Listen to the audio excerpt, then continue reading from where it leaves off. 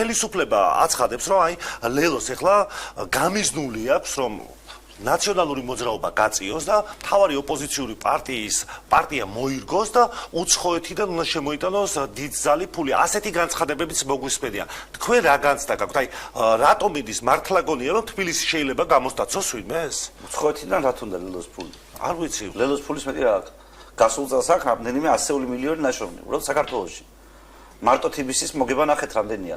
მისი რამდენი პროცენტი აქ იქიდან ხაზარაძეს და მიხვდებით რომ არანაირი უცხოეთიდან ფული შემოტანა ხაზარაძეს არ ჭირდება.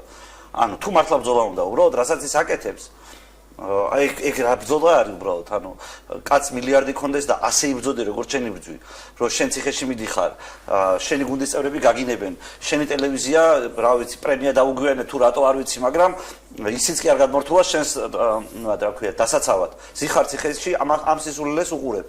ხო და ანუ ფიქრობ რომ ეს არის ბრძოლა, ეს რანაირი ტიპის ბრძოლა არის, ანუ მე მართლა ვერ წარმომიდგენია ეს ანუ რა ტიპის ან როგორი აბსურდული შეთანხმებაა თუ შეთანხმებიც ხაზარაძე ციხეში. ან რა დონის სულელი ხარ თუ ბრძოლა გადაწყვიტე, ბრძოლის ფარგლებში ციხეში მოხვდი და ასე იბრძოდი, როგორც შენი ბრძვი. ანუ თელი პრობლემა ხო ამაში მდგომარეობს, ლელომ ხო სინამდვილეში მთლიანად დააპარალიზა ოპოზიციური ვერა. ჩაკეტა ტელევიზიები თავისი, იქ ქონდა რაღაცა ლელოს თათბირები ტარდებოდა და ის ხალხი ვინც თათბირებში ესწრებოდა ლელოს მხრიდან, ახლა საერთოდ წასულია ლელოდან.